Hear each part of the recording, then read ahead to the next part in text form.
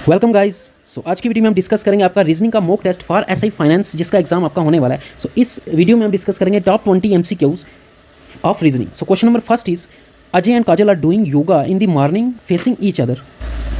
Kajals shadow falls to the left side of the Ajay, which direction is Ajay facing. तो simple question है ये, direction sense का question आपका। क्या कह रहा है क्वेश्चन में आपको कि जो अजय और काजल हैं they are doing yoga facing each other. ये आपका अजय आ गया, ये आपकी काजल आ गई और ये एक दूसरे को फेस कर रहे हैं। दैट मीन्स अजय इस डायरेक्शन को फेस कर रहा है और काजल अजय को फेस कर रही है, ठीक है, फेसिंग ईच अदर। अब कह रहा है काजल की जो शेडो है वो falls to the left side of the Ajay. तो अजय की लेफ्ट साइड कौन सी होगी, क्योंकि अजय इस तरफ देख रहा होगा, काजल की तरफ फेस कर रहा होगा, तो लेफ्ट साइड ऊपर वाली तरफ होगी। तो काजल की शेडो कहीं इस तरफ बन रही है, अजय के लेफ्ट साइड, ये आ गई काजल की शेडो, ठीक है।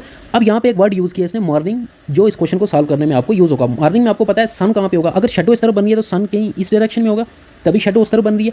इट मीन्स ये आपकी डायरेक्शन हो जाएगी ईस्ट, बिकॉज मॉर्निंग में सन कहाँ पे होता है, sun rises from the east, तो मॉर्निंग में कहाँ पे होगा, ईस्ट में होगा, इवनिंग पे। अगर यहाँ पे टाइम इवनिंग दिया होता तो ये डायरेक्शन आपकी वेस्ट हो जाती, ठीक है, मॉर्निंग की जगह इवनिंग भी दे सकता है। अब आपको क्वेश्चन में क्या पूछ रहा है, विच डायरेक्शन इज अजय फेसिंग। तो अजय की डायरेक्शन आपको बतानी है, आपको ईस्ट पता चल गया कि ये नीचे वाली डायरेक्शन ईस्ट है। तो नीचे वाली डायरेक्शन अगर ईस्ट है, मुझे बताओ डायरेक्शन क्या होती हैं, NEWS। तो ईस्ट को आप नीचे लेके आओ तो 90 डिग्री रोटेट कर दो, ईस्ट यहाँ पे आ जाएगा, साउथ यहाँ पे चला जाएगा, वेस्ट यहाँ पे चला जाएगा, नॉर्थ यहाँ पे आ जाएगा। इस फिगर के हिसाब से जो डायरेक्शंस बनेंगी, अगर मैं ईस्ट को नीचे लेता हूँ तो यहाँ पे ईस्ट के आगे यहाँ पे साउथ आ जाएगा, यहाँ पे वेस्ट आ जाएगा, यहाँ पे नॉर्थ हो जाएगा। अब अजय किस तरफ फेस कर रहा है, इस तरफ काजल वाली तरफ, वो कौन सी डायरेक्शन है, नॉर्थ। सो आपका आंसर हो जाएगा सी पॉट नॉर्थ, ठीक है। इसको रोटेट करके भी कर सकते हो, फिगर बना के रोटेट कर लेना, या ऐसे भी कर सकते हो। सिंपल है, इसमें आपको ध्यान रखना है क्या दिया, मॉर्निंग दिया, इवनिंग दिया, ठीक है। इसमें कंसेप्ट क्या यूज़ होता है कि जिस तरफ शेडो बन रही है उसके अपोजिट डायरेक्शन में सन लेना है आपने, ठीक है। और अगर मॉर्निंग का टाइम है तो जिस तरफ सन है तो वो आपका ईस्ट डायरेक्शन हो जाएगी, आपको एक भी डायरेक्शन मिल जाए, बाकी तो फाइंड कर सकते हो ना। और अगर इवनिंग का टाइम हुआ तो जिस तरफ सन है वो आपकी वेस्ट डायरेक्शन हो जाएगी।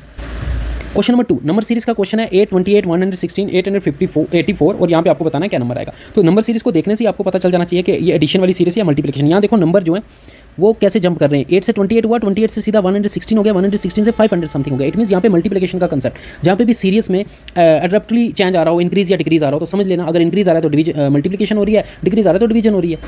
तो नंबर सीरीज को राइट डाउन कर लो, क्या है 8, 28, 116 एंड 584। आपको यहाँ पे बताना है क्या आएगा। तो मल्टीप्लिकेशन लगा दो, 8 को मल्टीप्लाई करके आपको 28 बनाना है। तो 8 को मैं 8 3 से मल्टीप्लाई करेंगे तो 24 हो जाएगा, फिर कुछ ऐड करना पड़ेगा आपको। सो अगर हम इसमें ऐड कर देंगे साथ में क्या 4, तो ये 28 हो जाएगा, ठीक है ना, प्लस 4। तो इसी तरह से 28 बन सकता है। अब 28 से 116 कैसे बनेगा, 28 को अगर मैं 3 से मल्टीप्लाई करता हूँ यू विल गेट 84। 84 में फिर ऐड वो काफ़ी दूर हो जाएगा, तो 28 को 4 से मल्टीप्लाई करके देख लो। अगर 28 को मैं 4 से मल्टीप्लाई करता हूँ तो you will get that 28 into 4 you will gate 112, और 112 में 4 ऐड करेंगे तो 116 आ जाएगा। तो पैटर्न आई थिंक हमें मिल गया, मल्टीप्लाई बाई 4 प्लस 4 ऐड 4 ही हो रहा है, ऐड 4 ही हो रहा है। मल्टीप्लिकेशन कंसेक्यूटिव नेचुरल नंबर है, 3 से मल्टीप्लाई और 4 से। अब यहाँ पे कंफर्म हो जाएगा, अगर इसको मैं 5 से मल्टीप्लाई करके और 4 ऐड कर दूँ, अगर 584 आ रहा है तो ये हमारा पैटर्न होगा। मल्टीप्लाई बाई इसको 5 से कर दो और प्लस 4 कर दो, 5 से मल्टीप्लाई करेंगे 116 इंटू 5 इज 580 प्लस 4 करेंगे तो 584 ही आएगा। तो नेक्स्ट क्या करना पड़ेगा हमें, सिंपली 584 को मल्टीप्लाई देखो, 3 से मल्टीप्लाई, 4 से मल्टीप्लाई, 5 से, अब 6 से मल्टीप्लाई, ऐड जो हो रहा है वो वही सेम टर्म ऐड हो रही है 444, तो 4 ही ऐड करना है। सो 584 मल्टीप्लाई बाय जब आप 6 करोगे और उसमें ऐड करोगे 4 you will get 3508। So 3508 is your answer, that is C part. Question number 3, if A is the brother of B. तो ब्लड रिलेशन का क्वेश्चन है तो सीधा फैमिली ट्री बनाते हैं। A is the brother of B, तो A is the brother of B, तो A brother है तो इसका मतलब ए जो है वो मेल होगा, उसका जेंडर, तो उस पर प्लस लगा दिया। बी का भी जेंडर नहीं पता तो उसको ऐसे ही रहने दिया। ब्रदर है मतलब एक ही आपकी फैमिली ब्रांच में आएंगे, ठीक है। सो नेक्स्ट कह रहा है B is the sister of C. B जो है वो सी की सिस्टर है, तो इसी में आएगा क्योंकि सिस्टर है, तो बी सिस्टर है तो बी पे नेगेटिव लगा दिया। यहाँ से हमें बी का क्या पता चल गया, B is a sister of C, तो बी का हमें जेंडर पता चल गया फीमेल। नेक्स्ट कह रहा है C is the father of D. C का भी यहाँ से जेंडर पता चल गया क्योंकि because C is the father, तो सी पे लगा तो प्लस। सी किसका फादर है, डी का, मतलब डी इसका आगे या सन या डॉटर होगी क्योंकि डी का अभी हमें जेंडर नहीं पता। तो ये फैमिली ट्री बन गया। अब हमें क्या पूछ रहा है, how D is related to A. D क्या लगा, ए का, ये हम बता ही नहीं सकते जब तक हमें डी का जेंडर ना पता हो। अगर डी हुआ बॉय तो ये इसका नेफ्यू लगेगा, अगर डी हुआ गर्ल तो ये इसका निस लगेगी। सो क्योंकि यहाँ पे डी का जेंडर नहीं दिया तो इस क्वेश्चन का आंसर सीधा सीधा हो जाएगा कैन नॉट बी डिटरमाइंड, ठीक है। देखो फैमिली ट्री बनाया, क्या कह रहा था, A is the brother of B, तो बना दिया ब्रदर ए की फैमिली ट्री में। अगर आपने इन सभी टॉपिक्स पे मैंने वीडियोस बनाई हुई हैं, वहाँ जाके आप देख सकते हो कैसे फैमिली ट्री बनाते हैं। मैंने सारा वहाँ डिस्कस किया, हर तरह का क्वेश्चन भी डिस्कस किया हुआ है। Question number 4, in a code friend it is written as. आपको किसी कोड में फ्रेंड को लिखा है एज HUMJTK, आपको देन बताना है उसी कोड लैंग्वेज में हम कैंडल को किस तरह से लिख सकते हैं। तो पैटर्न आपने देखना है, यहाँ पे फ्रेंड की जगह देखो एफ की जगह यहाँ पे पहले एफ को किससे रिप्लेस किया इस कोड में, एच से। तो FGH दैट इज एक अल्फाबेट छोड़ के देन नेक्स्ट अल्फाबेट लिखना है, तो वही आपने यहाँ भी करना है। सी के बाद एक अल्फाबेट छोड़ दो डी, तो आएगा आपका ई आ जाएगा यहाँ पे। नेक्स्ट देखो आर की जगह यहाँ पे यू है, तो 2 अल्फाबेट छोड़े हुए दिख रहे हैं हमें, तो यहाँ पे भी 2 अल्फाबेट छोड़ दो, ABCD, तो डी आ जाएगा। ये डी आ गया, ED और किसी में है ही नहीं, तो यही आपका आंसर हो जाएगा। पूरा चेक कर लेना इसको। Question number 5, two trains of length 150 metre and 180 metre long और running on parallel tracks in same direction with speeds, दोनों की स्पीड्स भी आपको दी हुई है respectively, in how many seconds they will cross each other. तो आपको टाइम फाइंड करना है कितने टाइम में वो क्रॉस करेंगे एक दूसरे को। तो सिंपल क्वेश्चन है, आपको वही speed is equal to distance upon time वाला फॉर्मूला यूज होगा। यहाँ पे आपको टाइम फाइंड करना है, so time will be equal to distance upon speed. बस ट्रेन जब भी एक दूसरे को क्रॉस करेंगे उस केस में आपको एक चीज़ याद रखनी है, जो डिस्टेंस आप लोगे, डिस्टेंस आपने लेना है सम ऑफ लेंथ्स, दोनों की लेंथ्स का सम कर देना है, वो आपने डिस्टेंस लेना है। और स्पीड कौन सी लेनी है? स्पीड लेनी है आपने relative speed. Relative speed, relative speed क्या होती है? अगर दो बॉडीज सेम डायरेक्शन में चल रही हैं तो उनकी रिलेटिव स्पीड आएगी। अगर इसकी स्पीड v1 है, v2 है, तो रिलेटिव स्पीड आपकी हो जाती है, दोनों को डिफरेंस कर दो। अगर अपोजिट डायरेक्शन में चल रहे हैं देन रिलेटिव स्पीड आपकी हो जाएगी v1 प्लस v2। तो ये आपको याद रखना है। ट्रेंस के केसेस में आपको स्पीड लेनी है रिलेटिव स्पीड, और डिस्टेंस कौन सा लेना है? Sum of two trains. तो लगा दो formula, time will be equal to distance, distance मैंने बताया दोनों ट्रेंस की लेंथ को ऐड करना है। So 150 plus 180 is 330 metre upon time. अब टाइम आपको निकालना सेकंड्स में है और ये डिस्टेंसेस भी मीटर्स में दिए हैं, बट जो आपको स्पीड दिया वो किलोमीटर पर आवर में दिया, तो इसको पहले मीटर पर सेकंड में आपको कन्वर्ट करना होगा। पहले तो रिलेटिव स्पीड निकालो, रिलेटिव आएगी कैसे? क्योंकि सेम डायरेक्शन में तो रिलेटिव स्पीड आ जाएगी माइनस करके। सो 80 माइनस 62 आपके पास कितना बचेगा? 18 रिलेटिव स्पीड है, बट ये किलोमीटर पर आवर में है, तो इसको मीटर पर सेकंड में कन्वर्ट करने के लिए क्या करना होता है? 5/18 से मल्टीप्लाई करना होता है, 18 कैंसर, तो मीटर पर सेकंड में ये आ जाएगा 5 मीटर पर सेकंड, डिवाइडेड बाय स्पीड आ जाएगी 5 मीटर पर सेकंड। तो इनको जब डिवाइड करोगे यू विल गेट 66 सेकंड्स। तो उन दोनों ट्रेन्स को एक दूसरे को क्रॉस करने में कितना टाइम लगेगा? 66 seconds. That is D part is your answer. So जब भी दो ट्रेन्स एक दूसरे को क्रॉस कर रही होंगी तो आपको याद क्या रखना है? फॉर्मूला यही लगेगा, speed is equal to distance upon time वाला। डिस्टेंस जो लोगे वो लोगे दोनों ट्रेन्स की लेंथ का सम, और जो स्पीड जो लोगे वो रिलेटिव स्पीड लोगे। और रिलेटिव स्पीड अगर दोनों की डायरेक्शन सेम है तो रिलेटिव स्पीड आ जाएगी दोनों को माइनस करके, जैसे यहाँ पे हमने माइनस किया 80 माइनस 62, 18 लिया, उसको फिर मीटर पर सेकंड में कन्वर्ट किया। अगर दोनों की डायरेक्शन अपोजिट होती तो उस केस में रिलेटिव स्पीड ऐड हो जाती। अगर यहाँ पे सेम की जगह अपोजिट डायरेक्शन होता, इस क्वेश्चन में क्या डिफरेंस आता? ठीक है, डिस्टेंस आपने वही लेना था, बस स्पीड इन दोनों को ऐड करके लेनी थी। क्वेश्चन नंबर 6, तो स्टेटमेंट एंड कंक्लूजन वाला क्वेश्चन है सिलोगिज्म का। तो स्टेटमेंट्स आपको पहले कुछ दिए हैं, वहाँ से हम स्टेटमेंट्स को देख के पहले वेन डायग्राम बनाएंगे। Statement first, no guitar is violin. ये गिटार आ गया, ये आपका वायलिन आ गया, इनमें कौन सा रिलेशन है? क्रॉस का रिलेशन है, कोई भी गिटार जो है वो वायलिन नहीं है। ठीक है, नेक्स्ट कह रहा है ऑल वायलेंस आर स्ट्रिंग्स, तो सारे के सारे वायलिन स्ट्रिंग्स है, तो स्ट्रिंग्स के अंदर आएंगे सारे के सारे violins. No string is metal, तो स्ट्रिंग और मेटल के बीच में क्रॉस का रिलेशनशिप है, कोई भी स्ट्रिंग जो है वो मेटल नहीं है। अब कंक्लूजन देखो, no string being violin is a possibility. क्या ऐसा पॉसिबल है कि कोई भी स्ट्रिंग जो है वो वायलिन होने की उसकी पॉसिबिलिटी ना हो? ठीक है, नहीं, ये स्टेटमेंट गलत हो जाएगी। क्या कह रहा है? No string being violin is a possibility. ये पॉसिबिलिटी का मीनिंग यही होता है, आपको पूछ रहा है कि no string is violin, simple. ठीक है, तो क्या मुझे बताओ कोई भी ऐसा स्ट्रिंग नहीं है जो वायलिन, सारे स्ट्रिंग क्या वायलिन नहीं है? बट ये तो गलत हो जाएगा, बिकॉज वायलिन खुद स्ट्रिंग के अंदर ही है। तो ये इस पोर्शन में जितने भी स्ट्रिंग होंगे वो वायलिन भी होंगे, क्योंकि ये कॉमन पोर्शन है वायलिन और स्ट्रिंग में। तो ये आपकी हो गया गलत।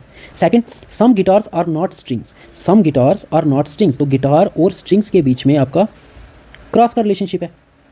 सॉरी, गिटार्स और स्ट्रिंग के बीच में क्रॉस का रिलेशनशिप नहीं है, गिटार और वायलिन के बीच में क्रॉस का रिलेशनशिप है। अब कह रहा है क्या सम गिटार्स आर नॉट स्ट्रिंग्स। अब ये हो भी सकता है, ये नहीं भी हो सकता। फॉर एग्जांपल गिटार का मैं यहाँ पे बना देता, यहाँ भी तो बना सकता था, इन दोनों को आ गया क्रॉस और ये कुछ कॉमन आ गया। तो कॉमन हो भी सकता है, कॉमन नहीं भी हो सकता है। और स्टेटमेंट एंड कंक्लूजन में हमने उसी को ट्रू मानना है जो 100% ट्रू होगा, जो डेफिनेट होगा, जो होगा ही होगा।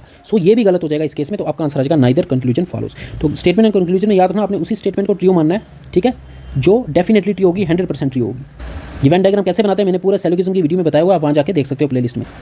क्वेश्चन नंबर 7, तो ये आपका आ गया लेटर सीरीज़ का क्वेश्चन है। देखो यहाँ पे आपको बताना है यहाँ पे क्या आएगा, ठीक है। तो यहाँ पे हमें देखना पड़ेगा पैटर्न क्या है। ई के बाद जी, यहाँ पे एफ, तो एक लेटर बीच में एफ छोड़ा हुआ है, ठीक है। फिर जी के बाद आई आ गया, फिर से एक अल्फ़ाबेट, तो यहाँ पे भी एक अल्फ़ाबेट छोड़ो आई के बाद, तो यहाँ पे अल्फ़ाबेट आ जाएगा जे के, तो यहाँ पे के आ जाएगा। नेक्स्ट देखो, नेक्स्ट के बीच में क्या रिलेशनशिप है? एल है, एल है, एल है, तो यहाँ पे भी एल ही होगा, ठीक है। नेक्स्ट क्या रिलेशनशिप है? देखो एफ एच, अगैन एक अल्फ़ाबेट छोड़ा हुआ है, तो एफ एच आई जे के एल, तो यहाँ पे एल आएगा अगैन। और ए देखो सेम है, यहाँ पे ए, तो यहाँ पे भी ए ही आएगा, that is K L L, A is your answer, that is D part is your answer. Question number 8, if 1 star, star यहाँ पे कोई ऑपरेशन है, 1 star 2 is equal to 32, 4 star is equal to 3 is equal to 712, 4 star 7 is equal to 1128, then आपको बताना है 5 star 1 क्या होगा। तो यहाँ पे भी आपको पैटर्न ढूंढना होगा, क्या पैटर्न से ये आंसर आए, उसी पैटर्न से हमें ये आंसर भी बताना है, ठीक है। 1 क्रॉस 2 इज इक्वल टू 32, तो कुछ नहीं किया हुआ इन्होंने, क्या किया हुआ है देखो, 1 और 2 को ऐड कर दो तो वो यहाँ पे आ जाएगा 3, और 1 और 2 को मल्टीप्लाई करके वो यहाँ पे लिखा। यहाँ पे भी देखो 4 और 3 को ऐड किया, वो यहाँ पे लिखा, और 4 और 3 को मल्टीप्लाई किया, 4 3 12, वो यहाँ पे लिख दिया। सिमिलरली यहाँ पे 4 और 7 को ऐड किया तो 11 आ गया, वो यहाँ पे लिखा, फिर इनको मल्टीप्लाई किया 28, वो यहाँ पे आ गया। तो इन डिजिट्स को पहले ऐड करके लिखना है, फिर मल्टीप्लाई करके लिखना है। तो पहले ऐड करके लिखो 5 + 1 6, फिर मल्टीप्लाई 5 1 5, तो 65 is your answer, that is A part is your answer. Question number 9, A and B are brothers, तो कह रहा है ए और बी ब्रदर्स हैं। ब्रदर्स हैं, इट मीन्स दोनों क्या होंगे? मेल होंगे, तो दोनों पे प्लस लगा दिया। सी एंड डी आर सिस्टर्स, सी और डी सिस्टर्स हैं, सिस्टर्स हैं तो दोनों फीमेल होंगी, तो दोनों पे माइनस साइन लगा दिया। अब आगे कह रहा है ए सन इज डी, ए का सन ए सन इज डी इज ब्रदर, ए का जो सन है, या ये कह रहा है ए का कोई सन है, उसको हम एस से ही डिनोट करते हैं, वो डी का ब्रदर है। ए का कोई सन है, वो डी का क्या है, ब्रदर है। तो यहाँ पे डी का ब्रदर बना दो, ये सन है तो इस पर पॉजिटिव आएगा, तो डी का ब्रदर है तो यहाँ पे डी आएगा, और डी के साथ यहाँ पे सी भी आएगा, बन गया family tree. How is B related to C, B क्या लगा सी का, आपको बताना है बी क्या लगा सी का। देखो हमें पता था ए और बी भाई हैं, ए का ये बेटा है और इसकी ये सिस्टर्स हैं, तो ये दोनों भी ए की बेटियां होंगी। इट मीन्स बी की ये क्या लगेगी, बी की सी क्या लगेगी, सॉरी बी क्या लगेगा सी का। आपको बी का रिलेशन पूछा हुआ है तो बी इसका अंकल लगेगा, क्योंकि इसके फादर का भाई है ये, तो वो ये इसका अंकल लगेगा। अगर सी इसका पूछा तो सी बी का क्या लगेगा, तो वो नीस लगती। Question number 10, find the wrong term in the given sequence. तो यहाँ पे आपको रॉन्ग टर्म फाइंड करनी है, तो पहले सीक्वेंस लिख लो। यहाँ पे 5 17 37 65 100 145। तो डिफरेंस इतना ज़्यादा नहीं लग रहा, तो एडिशन से ये क्वेश्चन हो जाएगा। 5 में क्या ऐड किया, 17 आएगा, 12 ऐड करेंगे, ठीक है। 17 में क्या ऐड किया, 27 आएगा, 20 ऐड करेंगे। 37 में क्या ऐड करेंगे, 65 आएगा, 28। अब 65 में क्या ऐड करेंगे, 100 आएगा आपके पास, 35।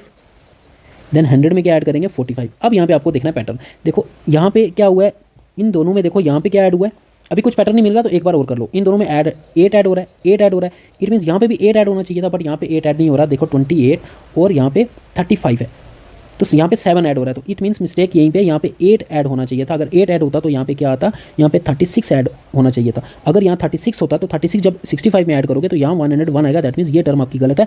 फिर आगे भी देख लो, आगे फिर 36, यहाँ पे भी 8 का डिफरेंस होगा, 8 इसमें ऐड होगा, 36 + 8 यहाँ पे आपका 44 आएगा, 44 आएगा, ठीक है। 44 जब इसमें ऐड करेंगे तो 145 बिल्कुल करेक्ट है। तो ये आपका ये टर्म आपकी गलत थी, 100 वाली, that is D part is your answer.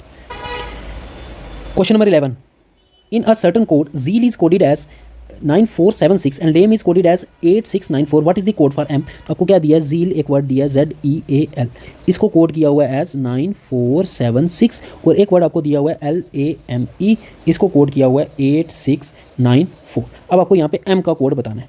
अब M का कोड बताना है आपको। देखो अगर यहाँ पे देखोगे, जब भी आप लेटर्स और नंबर्स के बीच में अगर रिलेशनशिप फाइंड करने की कोशिश करोगे तो उस हिसाब से ये क्वेश्चन नहीं मिलेगा, नहीं होगा, आपको कोई भी रिलेशनशिप नहीं मिलने वाला। यहाँ पे कंसेप्ट क्या लगाना था, कंसेप्ट सिंपल है। यहाँ पे देखो 3 अल्फाबेट सेम है, एक ही अल्फाबेट डिफरेंट है। देखो यहाँ पे ई है, यहाँ पे भी ई है, यहाँ पे ए है, यहाँ पे भी ए है, यहाँ पे एल है, यहाँ पे भी एल है। इट मीन्स 3 जो आपके डिजिट्स होंगे वो भी कॉमन होने चाहिए, और वो भी देखो यहाँ पे कॉमन है। देखो यहाँ पे 9 भी है, यहाँ पे 9 भी है, ठीक है। यहाँ पे 4 है, यहाँ पे 4 है, यहाँ पे 6 है, और यहाँ पे भी 6 है। तो डिफरेंस किसका है, 7 का 8 का। तो यहाँ पे बचा कौन सा word, Z। It means Z का जो कोड होगा वो 7 होगा। यहाँ पे कौन सा बचा हुआ है, यहाँ पे आपके पास M बचा हुआ है, M का जो कोड होगा वो 8 होगा, और M का ही कोड आपको पूछा हुआ है, M का कोड 8 है। यहाँ से Z और M का कोड हम फाइंड कर सकते हैं, LAE का क्या कोड होगा वो फाइंड नहीं कर सकते। So B part is your answer. इसमें बस आपको देखना है कि कॉमन जो थे वो हमने वो डिलीट कर दिए, जो एक बचेगा, जो नंबर में भी फिर वही चीज़ कॉमन देखी, जो एक अकेला बचा हुआ है वो M था, और जो नंबर अकेला बचा था वो 8 था, तो M का कोड 8 ही होगा, क्योंकि LAE यहाँ भी थे, यहाँ भी थे, इसलिए यहाँ से हमने नंबर को मैच करके जो कॉमन नंबर थे वो कैंसिल कर दिए। Question number 12, Geeta runs 5/2 times faster than Babita. तो स्पीड, डिस्टेंस एंड टाइम का क्वेश्चन आ गया। क्या कह रहा है, गीता जो है वो उसकी स्पीड बबीता से 5/2 टाइम्स ज़्यादा है। इट मीन्स अगर बबीता की स्पीड अगर मैं v मानता हूँ, लेट बबीता की स्पीड अगर v है, देन गीता की स्पीड कितनी हो जाएगी, वो हो जाएगी 5/2 टाइम्स ऑफ v। ये कह रहा है क्वेश्चन में। नेक्स्ट ये कह रहा है, in a race if Geeta gives a lead of 40 metre to Babita. Geeta ने क्या कहा कि तुम लीड ले लो, बबीता को लीड दे दी 40 मीटर की। इट मीन जब रेस स्टार्ट हुई तो गीता यहाँ पे थी और बबीता इससे 40 मीटर आगे थी।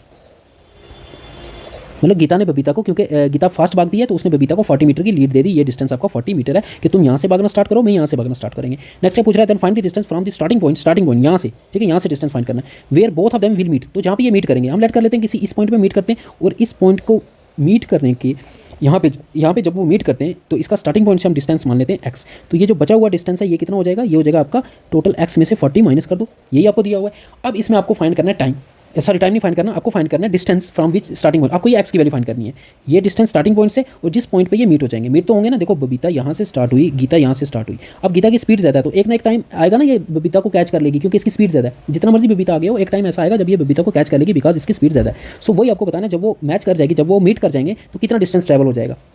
तो यहाँ पे कंसेप्ट क्या लगेगा, यहाँ पे कंसेप्ट लगेगा दोनों को टाइम को बराबर कर दो, फॉर्मूला वही स्पीड वाला लगेगा, बस दोनों के टाइम को हमको इक्वेट करना है। क्योंकि जब यहाँ से ये इसने स्टार्ट किया, यहाँ से इसने भागना स्टार्ट किया, यहाँ से इसने भागना स्टार्ट किया, और यहाँ पे जाके ये दोनों मीट हो गए। मुझे बताओ यहाँ पे पहुँचते तक दोनों का टाइम क्या होगा, सेम होगा ना। जब यहाँ पे पहुँचेंगे सेम टाइम पे पहुँचेंगे ना, तो टाइम दोनों का इक्वेट कर दो, दैट इज t1 = t2। और टाइम क्या होता है, स्पीड = डिस्टेंस अपॉन टाइम, तो टाइम = डिस्टेंस अपॉन स्पीड। सो टाइम का फॉर्मूला यहाँ पे पुट किया तो t1 आ गया गीता का, ठीक है। तो गीता का डिस्टेंस अपॉन स्पीड, गीता ने कितना डिस्टेंस कवर किया, यहाँ से लेके यहाँ तक पूरा x डिस्टेंस अपॉन स्पीड कितनी थी इसकी, गीता की स्पीड थी 5/2 टाइम्स v, ठीक है, 5/2 टाइम्स v तो 2 ऊपर आ जाएगा। अब बबीता का टाइम डिस्टेंस अपॉन स्पीड कर दो डिस्टेंस, बट बबीता ने यहाँ से स्टार्ट किया तो बबीता ने कितना डिस्टेंस कवर किया होगा x - 40, ठीक है, अपॉन इसकी स्पीड कितनी है, बबीता की स्पीड है v। तो यहाँ से देखो ये v और v कैंसिल, यहाँ से आपको x की वैल्यू मिल जाएगी। 5 को मल्टीप्लाई कर दो, 2x = 5, इधर मल्टीप्लाई जैसे होगा 5x - 40 × 5 = 200, 200 इधर आएगा प्लस का, 2x उधर जाएगा माइनस का, सो 200 विल बी इक्वल टू, यहाँ पे बचेगा 5x - 2x 3x, 3 मल्टीप्लाई हो रहा है डिवाइड हो जाएगा, so x will be equal to 66.67 metre, और यही x की वैल्यू आपको फाइंड करनी थी, that is B part is your answer. So कुछ नहीं था इस क्वेश्चन में, आपको सिर्फ क्या ध्यान रखना था, स्पीड का ही फॉर्मूला लगाना था, बस दोनों के टाइम को इक्वेट करना था, दोनों के टाइम को इक्वेट करना था, बिकॉज यहाँ से स्टार्ट हो चाहे बबीता यहाँ से स्टार्ट हो, लेकिन जब ये मिलेंगे तो दोनों को टाइम बराबर लगेगा ना। मीटिंग पॉइंट को ही तो बोलेंगे, अगर यहाँ से भागना स्टार्ट किया t = 0 पे और इसने भी भागना स्टार्ट किया t = 0 पे, तो जब मीट हुए तो टाइम तो सेम होगा ना, चाहे 10 सेकंड में हुआ, 20 सेकंड में हुआ या 20 मिनट्स में हुआ, तो टाइम को इक्वेट करके फाइंड करें। क्वेश्चन नंबर 13 लेटर सीरीज है, फिर से आपको बताना है यहाँ पे क्या आएगा। देखो इनके बीच पहले अल्फाबेट के बीच में रिलेशनशिप आपने ढूंढ रहे हैं, कितना डिफरेंस आ रहा है। बी के बाद जी आ रहा है तो +5 अल्फाबेट्स छोड़ें फिर जाके जी आएगा। सिमिलरली जी के बाद एल, अगेन 5 अल्फाबेट्स छोड़ें फिर ये आएगा। सिमिलरली सी के बाद भी 5 अल्फाबेट्स छोड़ें, एच आएगा, एच के बाद भी 5 अल्फाबेट्स छोड़ें तो एम आएगा। सिमिलरली यहाँ पे भी 5 का ही डिफरेंस है, तो यहाँ पे आपने क्या करना है, एल के बाद 5 अल्फाबेट्स छोड़ के यहाँ पे लिखना है, वो आएगा क्यू, देन आर, एम के बाद 5 अल्फाबेट्स छोड़ के आर आएगा, ओ के बाद 5 अल्फाबेट छोड़ के आपका टी आएगा, that is Q R T is your answer, D part. ठीक है, कुछ नहीं था, 5th अल्फाबेट किया तो देखो बी के बाद जो 5th अल्फाबेट आएगा वो जी है, तो वो यहाँ पे है, ठीक है। सी के बाद जो 5th अल्फाबेट आएगा वो एच है, ई के बाद जो 5th अल्फाबेट आएगा वो जे है। बस ये आपको पैटर्न वहाँ पे ढूंढ रहे हैं, ठीक है, और इसी पैटर्न के हिसाब से आपने आंसर वहाँ पे लिखना है। सिमिलरली जी के बाद 5th अल्फाबेट एल होता है, एच के बाद 5th अल्फाबेट एम, जे के बाद 5th अल्फाबेट ओ, वही ट्रिक यहाँ भी लगाना है। एल के बाद 5th अल्फाबेट क्यू आ गया, एम के बाद 5th अल्फाबेट आर आ गया, ओ के बाद 5th अल्फाबेट टी आ गया। Question number 14 introducing a boy, a girl said he is the son of the daughter of the father of my uncle, how is boy related to girl. तो एक boy को introduce करते हुए girl ने कहा he is the, हमने यहाँ से स्टार्ट करना है, गर्ल से स्टार्ट करो जो इंट्रोड्यूस कर रही है, ये आ गई आपकी गर्ल, माई अंकल, तो गर्ल के अंकल बना दो, यहाँ पे अंकल आ जाएगा ऊपर वाली पीढ़ी में, अंकल का फादर बनाना है आपने, ये अंकल का फादर आ गया, ठीक है। क्या कह रही थी, he is the son of the daughter, तो इनकी एक डॉटर भी है, इसकी एक डॉटर भी है, ये तो इसका सन आ गया जो इस गर्ल का अंकल है, तो इसकी एक डॉटर भी है, तो डॉटर यहाँ पे बना देंगे, जो इसकी बहन होगी उसको एक्स मान लेते, ठीक है। ये डॉटर है किसकी, इसकी फादर की, ये जो है ना ये इसका आ गया बेटा और ये इसकी आ गई बेटी, ठीक है। अब इसका वो सन है, वो बॉय, इसका वो सन है। अब आपको बताना है ये सन आ गया, ये इसका क्या लगेगा, ये आपको बताना है, ये जो बॉय है ये इस गर्ल का क्या लगेगा। अब यहाँ पे most of the students cousin अगर ऑप्शन में होगा तो कज़न लगा देंगे, बट कज़न नहीं, ये इसका ब्रदर लगेगा, ये इसका ब्रदर लगेगा, A part is the answer, because ये गर्ल का अंकल है और ये अंकल की बहन है, तो अंकल की बहन क्या होगी, इसकी मदर होगी ना, तो ये जो एक्स है ये इसकी भी मदर है, ये इसकी एस की भी मदर है, तो ये दोनों इन दोनों की मदर है ये, और यू जो है इन दोनों का अंकल है। इट मीन्स ये जो होगा, जो बॉय होगा वो गर्ल का ब्रदर होगा। Question number 15 statement and conclusions का क्वेश्चन है। ऑल सॉन्ग्स आर पोइम्स, क्या कह रहा है, ऑल सॉन्ग्स आर पोइम्स, तो वेन डायग्राम बना लो पहले, ये आगे songs, all songs are poems, तो पोइम्स के अंदर आएगा, ये सॉन्ग्स आ गया, ये पोइम्स आ गई। फिर कह रहा है ऑल पोइम्स आर राइम्स, तो सारी की सारी पोइम जो है वो राइम्स के अंदर आ जाएंगी, ये आ गया राइम्स। फिर नो राइम इज़ पैराग्राफ, तो राइम का पैराग्राफ के साथ आपका क्रॉस रिलेशन है, no rhyme can be paragraph. Some songs are movies, तो यहाँ पे सॉन्ग्स हैं तो सम सॉन्ग्स आर मूवीज़, तो ये सम पोर्शन हमने इनका इंटरसेक्ट करवा दिया, सम सॉन्ग्स आर मूवीज़। अब आपको कंक्लूजन पढ़ना और बताना कौन सा कंक्लूजन सही होगा। First conclusion is no song is paragraph, कोई भी सॉन्ग जो है पैराग्राफ नहीं हो सकता, ये ट्रू है, क्योंकि सॉन्ग जो है वो राइम के अंदर है और राइम का पूरे राइम का इसके साथ क्रॉस रिलेशन है, तो अगर कोई भी राइम पैराग्राफ नहीं हो सकता, देखो यहाँ पे लिखा था नो राइम इज़ पैराग्राफ, तो कोई भी सॉन्ग भी पैराग्राफ नहीं हो सकता, बिकॉज सॉन्ग जो है राइम के अंदर ही है, सो ये तो ट्रू है। सिमिलरली नेक्स्ट कह रहा है नो पोइम इज़ पैराग्राफ, ये भी ट्रू होगा, बिकॉज पोइम वही कंसेप्ट, पोइम जो है वो राइम के अंदर है और राइम का पूरा क्रॉस रिलेशन है पी के साथ, ठीक है, पैराग्राफ के साथ, तो पोइम्स का भी पैराग्राफ के साथ क्रॉस का रिलेशन होगा, सो ये भी आपका ट्रू है। नेक्स्ट कह रहा है सम मूवीज़ आर नॉट पैराग्राफ, क्या ऐसा आपको मूवीज़ में ऐसा कोई पोर्शन मिल रहा है सम जिसका पैराग्राफ के साथ क्रॉस रिलेशन हो, ये भी ट्रू हो जाएगा, क्योंकि मूवीज़ का सम रिलेशन था किसके साथ, इसके साथ, सॉन्ग्स के साथ, और सॉन्ग पूरा का पूरा राइम के अंदर है और राइम के और पी के साथ क्या है, क्रॉस रिलेशन। इट मीन्स ये जो सम वाला पोर्शन है इसका भी क्रॉस रिलेशन होगा किसके साथ, पैराग्राफ के साथ, तो ये कंक्लूजन भी सही है, तो आपका आंसर हो जाएगा D part. Question number 16 Ruby runs 55 kilometre towards south, Ruby runs 5 kilometre towards south, पहले डायरेक्शन बना लो यहाँ पे NEWS, सो 5 किलोमीटर टूवर्ड्स साउथ, साउथ आ गया नीचे की तरफ, तो ये आ गया 5 किलोमीटर टूवर्ड्स साउथ। फिर 7 किलोमीटर टूवर्ड्स ईस्ट, तो यहाँ से ईस्ट की तरफ जाना है 7 kilometre. Then she takes right turn, उसने राइट टर्न लिया और 7, तो यहाँ से राइट टर्न नीचे की तरफ आ जाएगा और 7 किलोमीटर और ट्रैवल किया, ठीक है। Next again she takes left turn, यहाँ से लेफ्ट टर्न इस तरफ हो जाएगा ईस्ट की तरफ, and she moves 8 kilometre. Finally she walks 8 kilometre, फिर 8 किलोमीटर और चला टूवर्ड्स साउथ, साउथ हो गया नीचे की तरफ, तो ये आपका 8 आ गया। अब आपको क्या फाइंड करना है, हो फार, कितनी वो दूर है अपनी स्टार्टिंग पोजीशन से, and in which direction is she from the starting point. पहले तो स्टार्टिंग पोजीशन से आपकी इसकी डिस्प्लेसमेंट फाइंड करनी है, डिस्प्लेसमेंट होता है फाइनल और इनिशियल पॉइंट के बीच में, ये डायरेक्ट डिस्टेंस, ये वाला आपको फाइंड करना है। तो इस तरह से जब भी क्वेश्चन होगा आपको राइट एंगल ट्रायंगल बनानी कंप्लीट करनी होगी। ये वाली राइट एंगल ट्रायंगल इसको कंप्लीट कर दो यहाँ से, ये देखो ये बन गई राइट एंगल ट्रायंगल। ये starting point A, final point B और ये वाला पॉइंट सी। इसमें आपको परपेंडिकुलर भी पता है, ये पूरा परपेंडिकुलर कितना होगा देखो, वर्टिकल डिस्टेंसेस देखो, ये 5 आ गया, ये 7 आ गया और ये 8 आ गया। इनको ऐड कर लो, 8 + 7 + 5 कितना हो जाएगा 19। सो ये आपका 20, तो ये परपेंडिकुलर 20 किलोमीटर हो जाएगा। और ये बेस तो हॉरिजॉन्टल डिस्टेंसेस ऐड कर लो, ये 8 + 7 इज़ 15, तो ये 15 हो जाएगा। तो परपेंडिकुलर पता है, बेस पता है, तो हाइपोटेन्यूज कितना हो जाएगा square root of 20 square + 15 square. इसको जब ऐड करोगे you will get square root of 625 which is equal to 25 kilometre. तो उसके इनिशियल पॉइंट और फाइनल पॉइंट के बीच में डिस्टेंस तो 25 किलोमीटर है, तो 25 यहाँ भी दिया, यहाँ भी। अब डायरेक्शन भी बतानी है, डायरेक्शन बतानी है विद रिस्पेक्ट टू, आपको क्या पूछो, in which direction is she from the starting point. So with respect to starting point, तो यहाँ पे स्टार्टिंग पॉइंट में अगर मैं डायरेक्शंस बनाता हूँ तो ये नॉर्थ हो जाएगा NEWS। तो अब कहाँ पे है वो, अब इस डायरेक्शन में देखो, इस डायरेक्शन में है ना अभी, ये यहाँ इस पॉइंट पे है। तो ये डायरेक्शन किसके, साउथ और ईस्ट के बीच में आ रही है, तो साउथ ईस्ट आपका आंसर हो जाएगा, that is D part is your answer. Question number 17 simplify. तो इसको सिंप्लीफाई करना है, तो इस तरह के क्वेश्चन को हमेशा इस तरफ से सिंप्लीफाई करना स्टार्ट करना। देखो 36 का स्क्वायर रूट 6 हो जाएगा, 6 + 19 करोगे यू विल गेट 25। फिर 25 के ऊपर भी ये स्क्वायर रूट है वो 5 हो जाएगा, 5 × 88 करो आप, 5 × 88 करोगे यू विल गेट 440। 440 में फिर 185 आपने ऐड करना है, यू विल गेट 625। तो इसके ऊपर भी स्क्वायर रूट है और अंदर 665 आएगा। 665 का स्क्वायर रूट 25 हो जाएगा, यू विल गेट 56 + 25। इनको ऐड करोगे यू विल गेट 81 और 81 का स्क्वायर रूट आपका होता है 9। सो आपका आंसर आ गया 9। Question number 18 pick odd one out. तो यहाँ पे 4 नंबर्स दिए, आपको ऑड वन आउट करना है, ठीक है। ये आपका 7 का स्क्वायर होता है, ये 8 का स्क्वायर होता है, ये किसी का स्क्वायर नहीं होता, ये भी किसी का स्क्वायर नहीं होता। हाँ ये देखो ये 7 का स्क्वायर है, ये आपका क्यूब भी होता है स्क्वायर के साथ साथ, ये 4 का क्यूब है, ये आपका 3 का क्यूब है और ये आपका 5 का क्यूब है। तो ऑड वन कौन सा हो जाएगा, ऑड वन हो जाएगा आपका ए पार्ट, वो स्क्वायर है नंबर है, बाकी सारे क्यूब नंबर है। Question number 19 drama stage. तो ये रिलेशनशिप का क्वेश्चन है। अगर ड्रामा जो है, जो रिलेशनशिप इनके बीच में होगा वही रिलेशनशिप आपने इन दोनों के बीच में भी अप्लाई करना है। ड्रामा और स्टेज के बीच में क्या रिलेशनशिप होता है, ड्रामा जो है वो स्टेज पे किया जाता है। तो यहाँ पे आपको बताना होगा टेनिस कहाँ पे खेला जाएगा, तो टेनिस कहाँ पे खेला जाता है, कोर्ट में। सो आपका आंसर हो जाएगा कोर्ट। क्वेश्चन नंबर 20 ना कोड, ये आपको कोड दिया हुआ है CULWAP एंड DIR। इसको कोड लैंग्वेज में किस तरह से लिखा है, रेड लिटिल बॉक्स। तो ये आपको 3 कोड्स दिए थे और उनके कोड्स भी दिए हुए हैं, ठीक है। जैसे इनका कोड्स ये 3 लेटर आ गए। इस तरह के क्वेश्चन में आपको सिंपली क्या करना है, कॉमन वर्ड ढूंढने हैं आपको। कॉमन किस में, देखो ये जैसे यहाँ पे पाइल है, यहाँ पे पाइल है, तो इन दोनों में एक कॉमन वर्ड है, तो एक कॉमन कोड भी होगा। अब कॉमन कोड ढूंढा, वो जो कॉमन कोड है वो पाइल के लिए होगा। इन दोनों में कॉमन क्या है, देखो बिक्स कॉमन है, तो बिक्स का कोड हमें पता चल गया, bix is related to pile. Next और क्या कॉमन है, और देखो फर्स्ट और लास्ट में कुछ कॉमन है, बॉक्स कॉमन है। तो इनमें जो भी कोड कॉमन होगा वो बॉक्स के रिलेटेड होगा। इनमें कॉमन क्या है, DIR कॉमन है। देखो DIR देखो यहाँ पे भी है, यहाँ पे भी है, इट मीन्स DIR का आपका कोड हो जाएगा कौन सा, DIR का कोड हो गया बॉक्स। आपको किसका कोड पूछा है, कोड ऑफ का कोड पूछा है, ठीक है। ऑफ कहाँ है, ऑफ देखो सिर्फ यहाँ पे है। तो यहाँ पे देखो 3 वर्ड है, पाइल का कोड भी हमें पता चल गया, बॉक्स का भी। तो वो काट दो, पाइल का कोड BIX है तो BIX काट दो, बॉक्स का कोड जो है वो DIR है, DIR काट दो। बचा कौन सा, FAC, तो FAC कोड हो जाएगा आपका ऑफ का, that is FAC, that is B part is your answer. तो इस तरह के क्वेश्चन आपको सिर्फ कॉमन वर्ड ढूंढने, उनके कोड ढूंढने कॉमन को यूज करके। ये थे आपके top 20 questions for reasoning of SI finance, ठीक है। ये सारे टॉपिक मैंने पढ़ाए हुए हैं, आप प्लेलिस्ट में जा सकते हो। प्लेलिस्ट में आपको SI फाइनेंस रीजनिंग की अलग से प्लेलिस्ट मिल जाएगी, हर एक टॉपिक को देखो, वहाँ पे हर टॉपिक के 20 MCQs डिस्कस किए हैं, वहाँ से आपको हेल्प मिलेगी। अगर आपको SI फाइनेंस के अगर आपको मॉक टेस्ट चाहिए तो आप हमारी ऐप डाउनलोड कर सकते हो, उसका लिंक मिल जाएगा डिस्क्रिप्शन बॉक्स में। वहाँ पे मॉक टेस्ट अपलोडेड है, 5 फुल लेंथ मॉक टेस्ट और 12 सेक्शनल मॉक टेस्ट, ठीक है। वो 2 आपको आपकी प्रैक्टिस होगी, आपको पता चलेगा आपकी एग्जाम की तैयारी कितनी है। अगर फॉरेस्टर के नोट्स चाहिए तो इस व्हाट्सएप नंबर पे व्हाट्सएप कर सकते हो। If you like the video please subscribe the channel and share the video.